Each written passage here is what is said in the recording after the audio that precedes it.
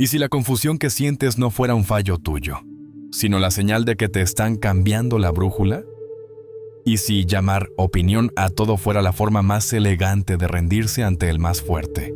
Nadie aceptaría que un ingeniero diga, para mí, 2 + 2 son 5. Sin embargo, en moral, repetimos tu verdad, mi verdad. Verdad como si la justicia fuera de goma. C.S. Lewis lo resumía con una imagen clara. Si me equivoco, no se adapta la verdad a mí, yo me adapto a la verdad. La Escritura añade un horizonte.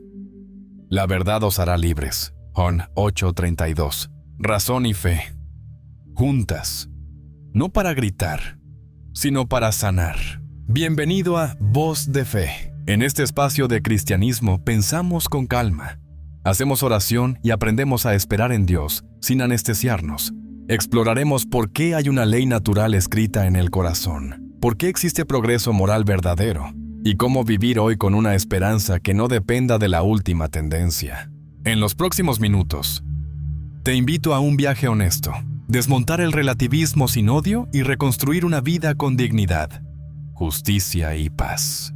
Si esto toca algo en ti, suscríbete y quédate conmigo.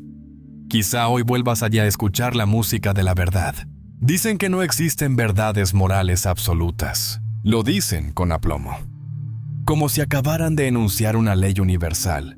Pero si esa afirmación fuera cierta, también sería relativa, válida solo para quien la pronuncia y sin autoridad para nadie más.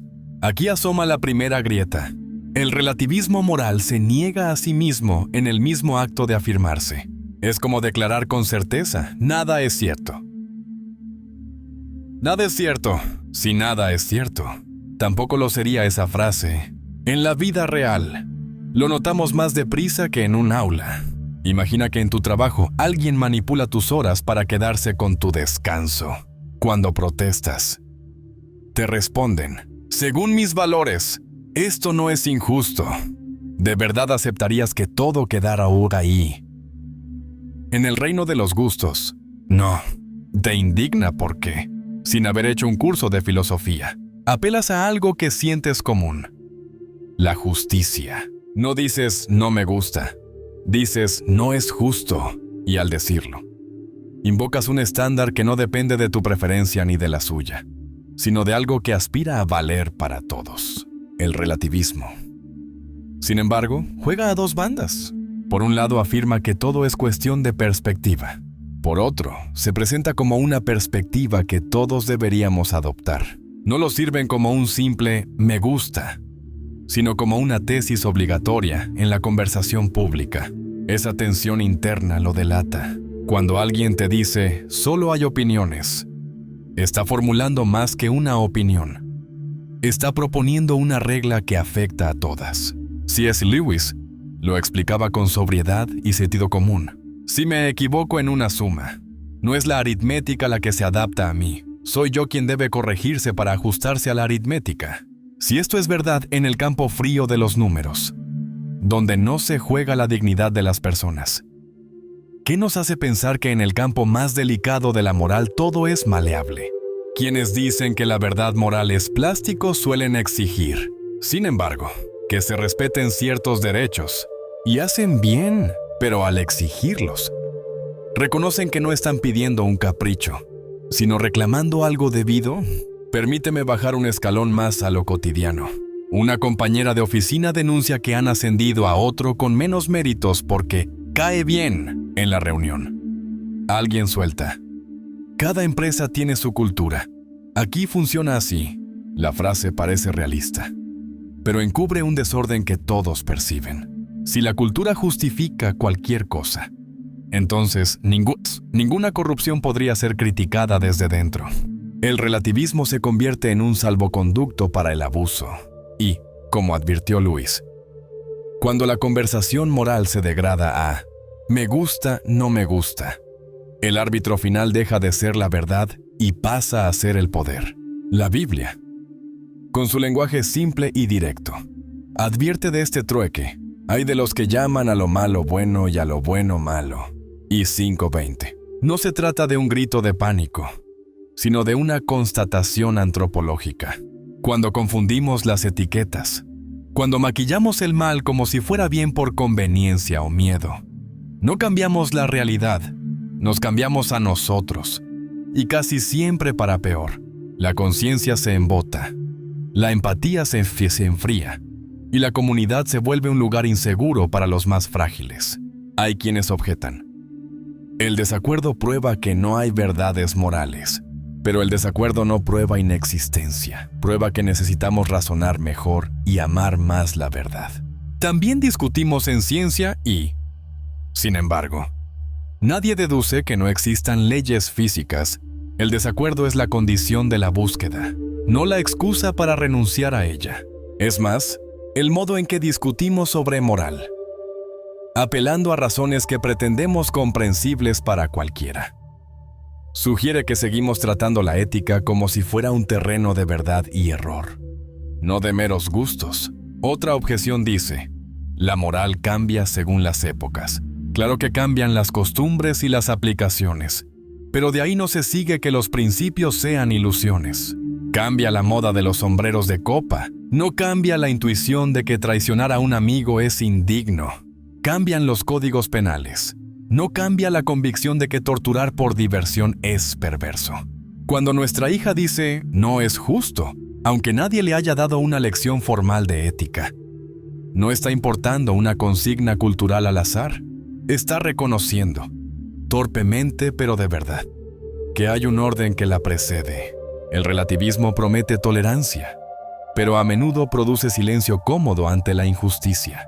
Si todas las voces valen lo mismo, entonces ninguna herida merece una defensa firme. El resultado práctico es que decide el más fuerte o el que más grita. Y ese mundo, lo sabemos por experiencia, no es amable con los pequeños. Por eso esta conversación no es académica. Afecta a la calle, a la escuela, a la empresa, a las redes, al modo en que cuidamos a nuestros padres, al modo en que enseñamos a nuestros hijos. Podríamos seguir señalando contradicciones lógicas, pero quizá baste con una invitación honesta. Mira cómo reaccionas cuando te toca la injusticia. Si alguien roba tu trabajo y lo presenta como suyo, ¿dirías en serio según su sistema de valores? ¿Está bien? Tu protesta, tu deseo de reparación, la sensación de agravio que te quita el sueño, no son pura química, son señales de una brújula que todos, incluso los relativistas, invocan cuando el golpe les alcanza. Aquí, en Voz de Fe, no buscamos humillar a nadie ni ganar debates por puntos. Buscamos verdad y esperanza con serenidad. Queremos pensar con razón y rezar con confianza, porque en la fe cristiana la verdad no es un palo para golpear, sino una luz para caminar. Si existe una luz así, no la inventamos, la recibimos. Y si la recibimos, es razonable creer que está inscrita de algún modo en nuestra humanidad compartida. Señor, ordena mi mente y mi corazón para amar la verdad y buscar tu justicia con humildad y valentía cada día. Cuando hablamos de una ley moral objetiva, algunos imaginan un código rígido que alguien impuso desde fuera con tinta fría, pero lo que proponía C.S. Lewis, siguiendo una intuición muy antigua, es más sencillo y más humano. Hay un orden moral que descubrimos, no que inventamos, algo que no depende de nuestras encuestas, sino que se deja reconocer en la experiencia compartida. A ese orden lo llamó, con humildad prestada de la filosofía china, el Tao. Y nuestra tradición lo nombra ley natural. Son nombres distintos para un mismo latido. La percepción de que ciertas cosas son buenas para el ser humano porque encajan con lo que somos. Y otras nos rompen por dentro aunque la moda las aplauda. Piensa en la lealtad. No conozco cultura que celebre la traición como ideal. Cambian los rituales, pero no cambia el asombro ante un amigo fiel. Piensa en la gratitud. Adopta tonos variados, pero en casi todas partes se reconoce que agradecer es noble y que el puro desagradecido deja un olor agrio en la memoria de los demás. Piensa en el coraje. Cada sociedad dibuja sus héroes a su manera, pero ninguna presenta la cobardía como la cumbre de lo humano. Estas convergencias no son casualidad. apuntan a que estamos mirando un paisaje real desde muchos miradores. No pintando caprichosamente sobre una pared en blanco, la Biblia expresa esta intuición con una sabiduría exacta. Hay una ley escrita en el corazón. Romanos 2, 14, 15. San Pablo no está diciendo que todos lo sepamos todo, ni que nunca nos equivoquemos. Dice que, incluso sin manual en la mano, la conciencia humana murmura algo sobre el bien y el mal. Ese murmullo no es infalible, pero tampoco es una invención arbitraria. De ahí que una niña, antes de estudiar filosofía, exclame con seriedad sorprendente: «No es justo, no es una consigna, es una huella». Lewis insistía en un detalle decisivo: no basta con saber reglas. Hay que formar el corazón para amar lo que es amable y rechazar lo que hiere. En The Abolition of Man lo llamó educar las afecciones. No se trata solo de enseñar la palabra valentía, sino de entrenar el gusto interior para que el alma se incline hacia la valentía cuando la situación lo pida. Como el oído musical aprende a reconocer la armonía, el corazón aprende a reconocer la verdad moral. Por eso la educación no puede reducirse a datos y técnicas. Si ignoramos el cultivo de la conciencia, fabricamos personas brillantes a la hora de calcular y pobres a la hora de amar.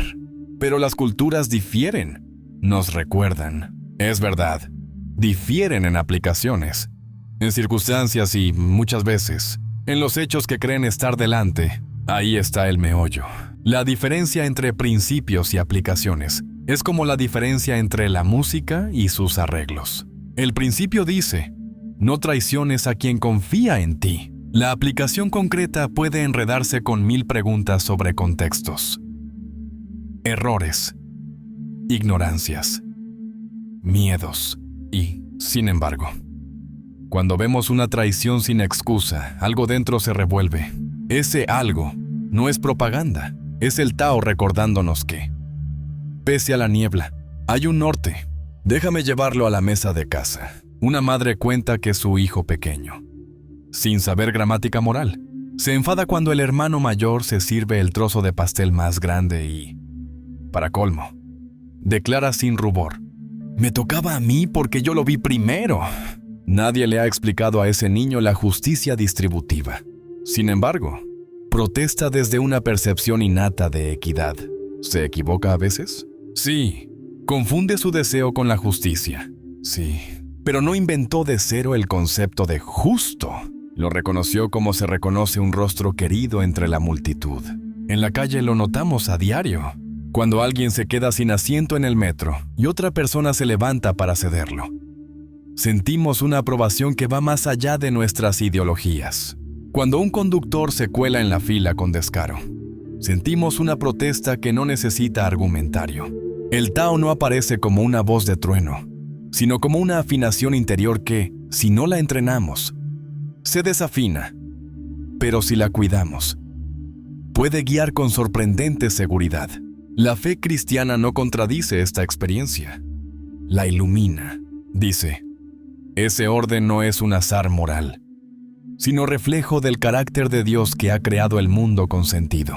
Por eso hablar de cristianismo no es imponer un capricho religioso, sino invitar a alinear la vida con la realidad. Cuando oramos, no pedimos que la verdad cambie para acomodarse a nosotros. Pedimos la gracia de cambiar nosotros para acomodarnos a la verdad. Aquí entra la palabra que nuestra comunidad repite con cariño: esperar en Dios. Esperar no es cruzarse de brazos, es permitir que la esperanza ensanche el corazón mientras la razón aprende y la conciencia se afina. Miremos un ejemplo. Imagínate que en una sociedad aislada todos acuerdan que mentir es necesario para vivir en paz. Funciona, tal vez por un rato, pero el tejido común se rompe rápido. Crece la desconfianza. Se paralizan los proyectos. Se multiplican los controles. El coste humano se dispara. La realidad cobra factura. La ley natural se reconoce, entre otras cosas, por su fruto. Lo que favorece la dignidad humana tiende a crear vida. Lo que la viola, aunque prometa eficacia, deja un rastro de cinismo y miedo. La tradición cristiana también distingue entre preceptos universales y mandatos que dependen de contextos históricos. Esto evita la confusión de pensar que todo detalle cultural es absoluto. No lo es, pero reducirlo todo a convención mata la conversación honesta. La clave está en discernir. Preguntar qué hay en una práctica que honra la imagen de Dios en cada persona y qué. En cambio, la pisotea. Este discernimiento necesita razón, experiencia y oración. No se opone a la ciencia ni a la filosofía. Camina con ellas. Ahora, una advertencia de Lewis que conviene no olvidar si tiramos por la borda la noción de ley natural. No terminamos en un alegre relativismo donde todos se respetan. Terminamos en un espacio donde el poder decide qué vale hoy y qué se descarta mañana, cuando la conciencia se convierte en una maquinaria que el Estado, la empresa o mi propio deseo pueden reprogramar a gusto. La persona se vuelve manipulable. Para evitarlo, necesitamos raíces más hondas que un consenso pasajero. El Tao, la ley natural, ofrece ese suelo común donde un creyente y un no creyente pueden encontrarse para defender lo humano, con prácticas pequeñas y constantes. Decir la verdad cuando me conviene callar, pedir perdón sin justificarme, escuchar a quien piensa distinto sin renunciar a la verdad, hacer un examen del día antes de dormir para reconocer dónde he amado y dónde he buscado atajos. Todas estas son pedagogías del corazón, son también semilleros de esperanza, porque nos recuerdan que el bien no es un eslogan, sino una forma de vivir que se aprende, se cae y se vuelve a aprender. En la comunidad Voz de Fe, queremos caminar así, con razón que pregunta, con fe que confía y con oración que transforma el deseo en disponibilidad. No buscamos un manual para ganar discusiones, sino una brújula para caminar juntos en un mundo confuso. Si la ley natural existe y nuestra vida diaria la señala una y otra vez, entonces no estamos a oscuras. Hay un norte que no dibujamos nosotros. Señor, escribe tu ley en nuestro corazón. Afina nuestra conciencia para amar la justicia y caminar en verdad con mansedumbre y valentía. Amén. Si existe una ley así, ¿podemos hablar de progreso moral real o todo será moda que pasa? Cuando alguien afirma que todo es relativo, está obligado a aceptar una consecuencia incómoda. Lo que llamamos progreso moral sería un espejismo. Si no existe un estándar que no dependa del gusto del momento, entonces pasar de una práctica a otra sería como cambiar de moda. Hoy sombrero, mañana boina. Pero en nuestro interior no sentimos así las grandes transformaciones de la historia. Decir que la abolición de la esclavitud fue un simple cambio de preferencias es traicionar la realidad de millones de vidas. Lo llamamos progreso porque intuimos que nos acercamos, aunque sea lentamente, con tropiezos, a un bien que no inventamos. Miremos un episodio decisivo del siglo XX, en los juicios de Nuremberg. Algunos acusados alegaron que actuaron conforme a los valores vigentes en su régimen. Si la moral fuera solo convención de cada sociedad, aquella defensa habría sido filosóficamente impecable. Obedecimos la norma de nuestro tiempo. Sin embargo, las Naciones Reunidas rechazaron ese argumento apelando a algo que no cambia con el calendario: crímenes contra la humanidad. Esa expresión no apela a modas, apela a una medida más alta que juzga a las modas, en términos de C.S. Lewis. Es el Tao recordándonos que hay cosas indignas del ser humano. Aunque todo un sistema las aplauda, algo parecido latía en el corazón de Martin Luther King Jr. cuando escribió desde la cárcel que una ley injusta no es una ley en sentido pleno porque contradice la ley moral. King no pedía que aceptaran sus gustos. Señalaba un tribunal más hondo donde se diferencia entre lo que conviene al poderoso y lo que respeta la dignidad. Cuando la policía golpeaba a quienes pedían igualdad, King no decía preferiríamos otra costumbre. Decía, en sustancia, esto viola lo que somos. Por eso su mensaje conmovió más allá de una minoría. Tocaba una fibra común. El escritor ruso Alexander Solzhenitsyn lo expresó de manera penetrante al observar que la línea que separa el bien del mal atraviesa el corazón de cada persona. No es una frontera que se trace solo entre partidos, clases o países. Es una lucha íntima. Su testimonio, forjado en el sufrimiento, corta el circuito cómodo del relativismo, si el bien y el mal fueran meros acuerdos. Esa línea no dolería tanto ni exigiría tanta conversión diaria. Pero las culturas cambian, nos interrumpen. Sí, cambian. Y que cambien puede ser bueno. La cuestión no es si cambian, sino hacia dónde y por qué. Un pueblo puede abandonar el duelo a muerte por honor no porque haya perdido coraje, sino porque ha descubierto mejor la dignidad de la vida. Otro puede renunciar al infanticidio no por moda, sino porque reconoce que la escasez no otorga derecho a sacrificar a los más débiles. En muchos casos, lo que varía son los hechos que creemos tener delante o los métodos para encarnar un principio, no el principio mismo. Confundir el descubrimiento de una aplicación más justa con un simple giro estético es empobrecer la historia humana. Aquí la Biblia nos ofrece un compás claro y humilde. Se te ha declarado, hombre, lo que es bueno, hacer justicia, amar misericordia y caminar humildemente con tu Dios. Miqueas 6:8 no es una consigna para ganar discusiones. Es un programa para vivir y medirnos. Desde este compás podemos evaluar prácticas de cualquier época, también las nuestras, porque si todo dependiera de lo que hoy aplaude la mayoría, entonces la mayoría sería siempre inocente. Y los reformadores, desde los abolicionistas hasta quienes defendieron a los discapacitados, serían por definición equivocados.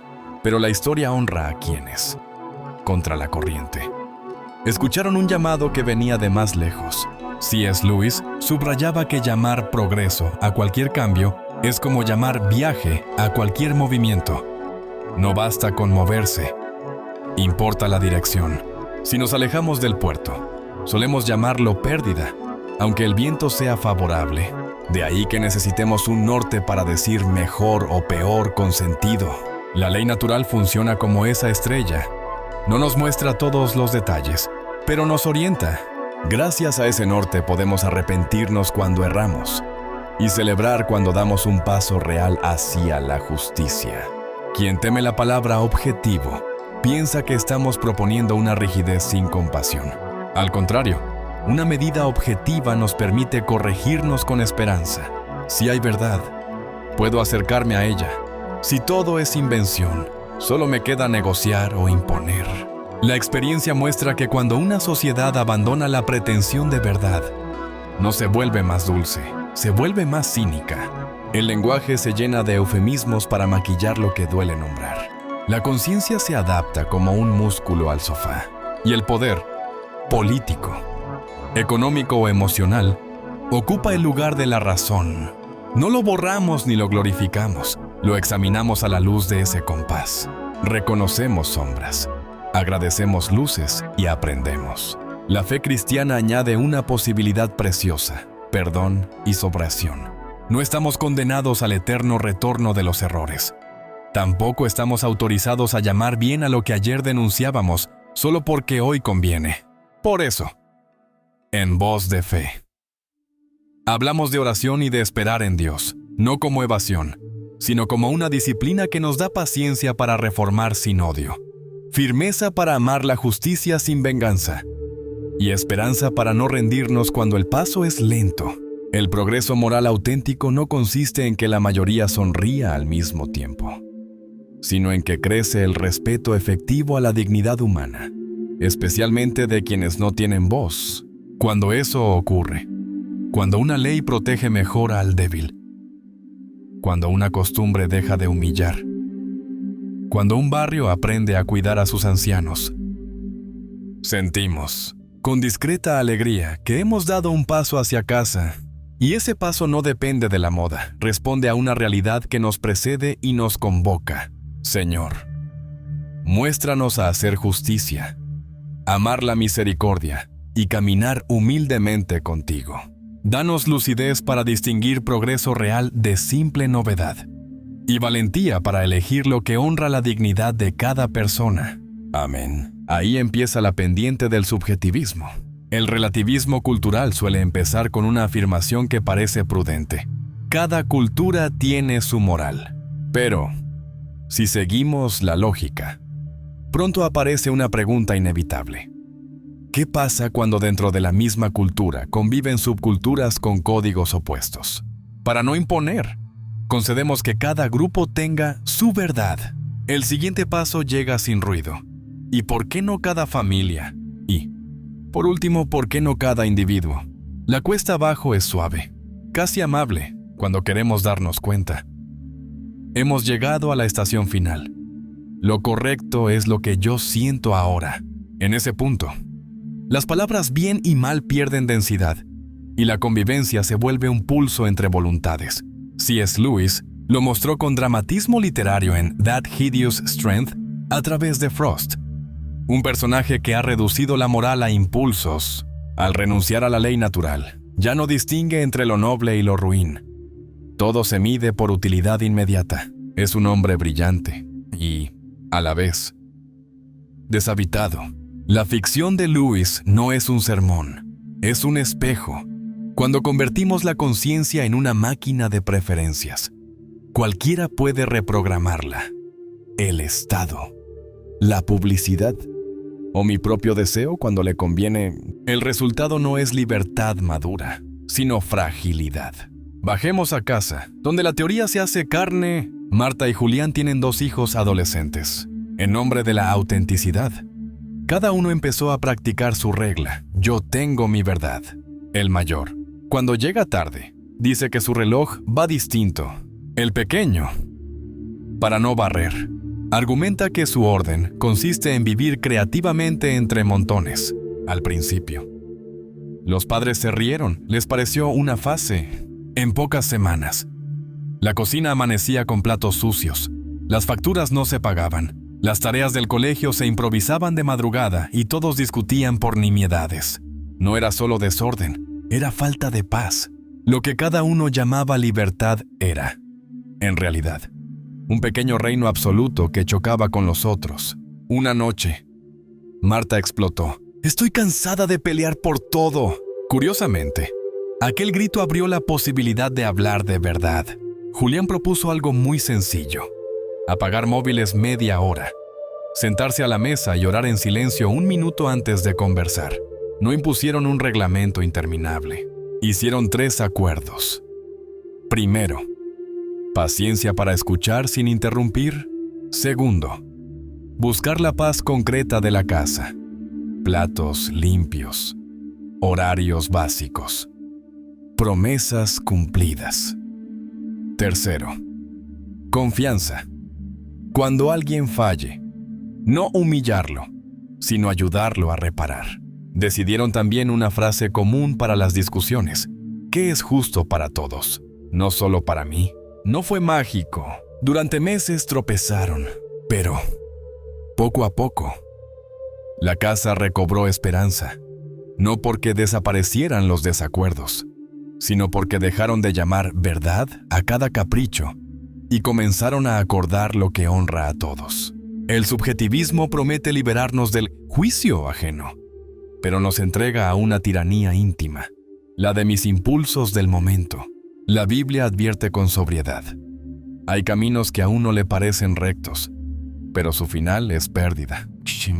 Proverbios 14:12. No es una amenaza, es un diagnóstico de la experiencia. ¿Quién no ha seguido un impulso que sonaba bien para descubrir después que nos alejaba de la gente que amamos? En la calle, el subjetivismo se disfraza de lemas luminosos. Sé tú mismo. Sigue tu corazón. Nadie niega el valor de la autenticidad. La pregunta es, ¿qué corazón sigo? Un corazón desentrenado confunde deseo con bien, ruido con verdad. Por eso insistimos tanto en la educación de las afecciones de la que hablaba C.S. Lewis, no para uniformar almas, sino para afinar el gusto interior hacia lo que construye. Si cada uno inventa su brújula, nos volvemos incoordinables. Si aceptamos que hay un norte compartido, la dignidad humana, la justicia, la verdad, podemos discrepar sin rompernos. El subjetivismo también contamina el lenguaje. Decimos mi narrativa, Cuando queremos blindar un relato contra cualquier contraste con los hechos, convertimos la conversación pública en un choque de historias inconmensurables. Pero la realidad es terca. Las promesas incumplidas rompen la confianza. Las mentiras, aunque se llamen versiones, generan daño. La violencia, aunque la maquillemos, hiere. La ley natural no grita, pero pasa factura. Cuando la cuenta llega, solemos culpar al otro, al sistema, a la cultura. Pocas veces nos atrevemos a mirar la propia coherencia. Volvamos a Marta y Julián.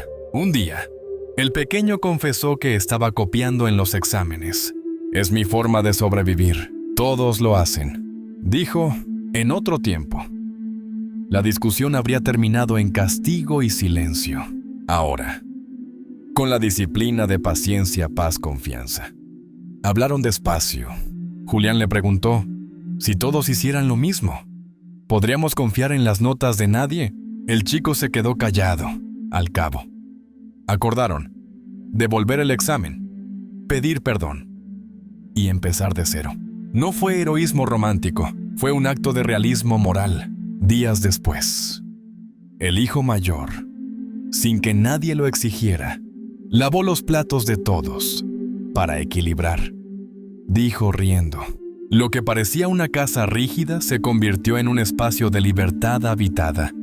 Reglas pocas, claras, compartidas, corazones más dispuestos a esperar en Dios en lo pequeño y a sostenerse unos a otros. Aquí se entiende por qué en Voz de Fe repetimos que la esperanza no es una emoción ligera. Es la virtud que nos mantiene en pie mientras la razón aprende a reconocer el bien y la fe confía en que no estamos solos. La oración diaria, aunque sea breve, entrena la intención. La lectura serena del Evangelio pule la mirada. El examen de conciencia al caer la tarde evita que la casa o el alma se llene de platos sucios simbólicos.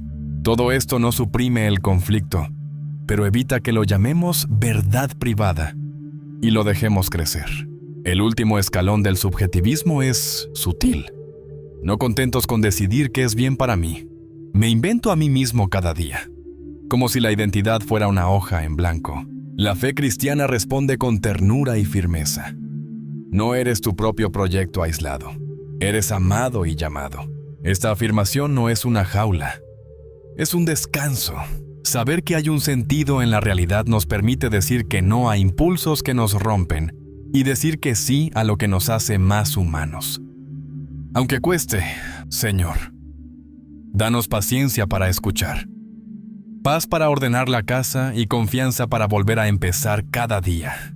Enséñanos a elegir caminos que llevan a la vida y a esperar en ti. Demos el siguiente paso. Si queremos sanar la mente y el corazón de nuestra época, conviene mirar las raíces del relativismo moral con calma, sin caricaturas.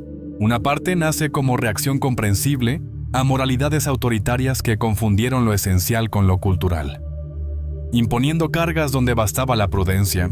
Otra parte bebe de una sospecha filosófica que se volvió costumbre. Tras Nietzsche, muchos asumieron que toda verdad es voluntad de poder y que, por tanto, la moral es una máscara de intereses. El posmodernismo amplificó esa intuición. Si el lenguaje construye la realidad, entonces cada relato podría reclamar su propio bien y su propio mal. Pero quizá la raíz más honda sea la expulsión de la teleología. Dejamos de pensar que el ser humano tiene sentido y fin. Si no hay fin, no hay criterio objetivo para decir qué conductas nos realizan o nos arruinan. C.S. Lewis vio el riesgo con claridad. Cuando nos negamos a hablar de fines humanos, convertimos a la persona en materia prima para proyectos cambiantes. Hoy lo llamamos flexibilidad. Mañana podría llamarse optimización. Si el ser humano no es alguien sino algo, la ley natural deja de ser brújula y la ingeniería social, o la pura inercia del mercado, ocupa el timón. El resultado, tarde o temprano, es que lo útil desplaza a lo justo y la dignidad se negocia, no el regreso a una rigidez ciega, sino la recuperación humilde del realismo moral. Hay verdades morales que podemos descubrir con una combinación de razón, experiencia, intuición moral y, para quienes creen, revelación. Esta propuesta no silencia a la ciencia ni a la filosofía. Al contrario, las invita a colaborar. La razón examina argumentos y consecuencias. La experiencia contrasta lo que funciona con lo que hiere. La intuición moral, esa afinación del corazón, aprende a reconocer lo noble.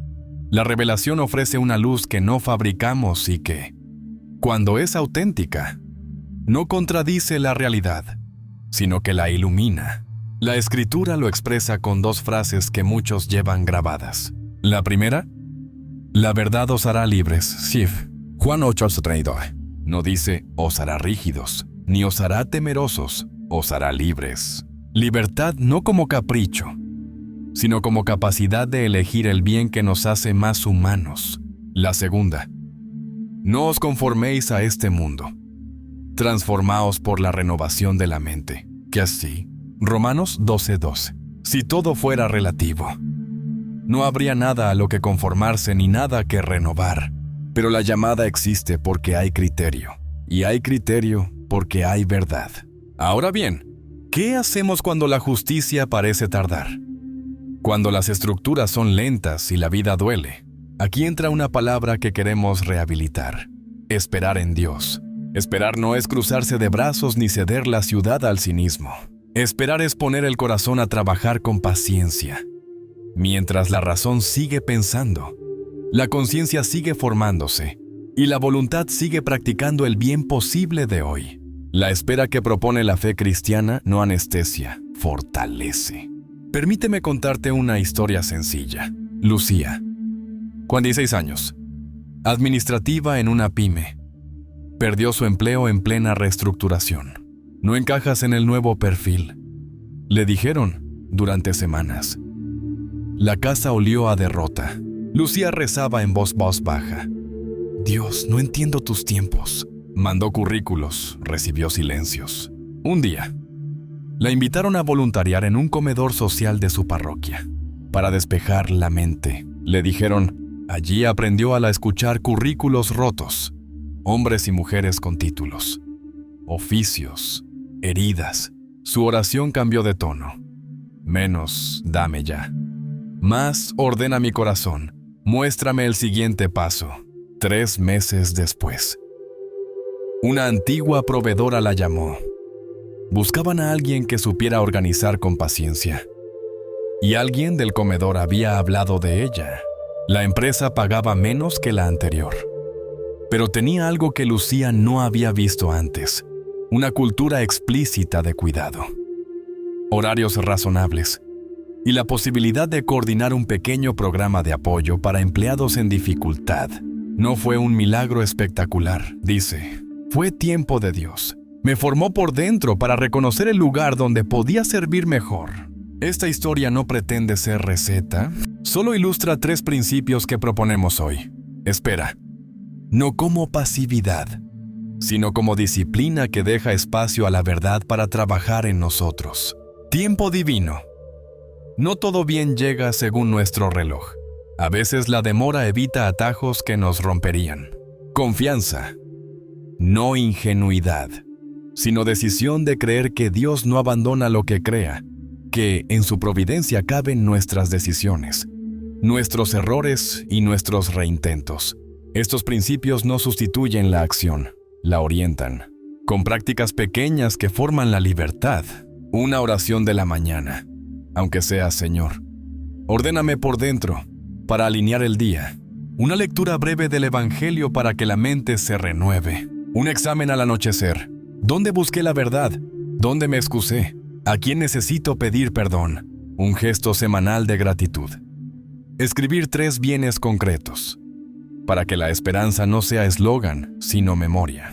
Y, cuando sea posible, un día de descanso real, sin pantallas invasivas, para recordar que no somos máquinas de producir, sino personas llamadas a amar y ser amadas. Estas prácticas no nos hacen mejores que nadie, nos hacen más disponibles al bien. El realismo moral no es un traje para debates, es un modo de vivir. En Voz de Fe, queremos convivir ahí donde creyentes y no creyentes se encuentran.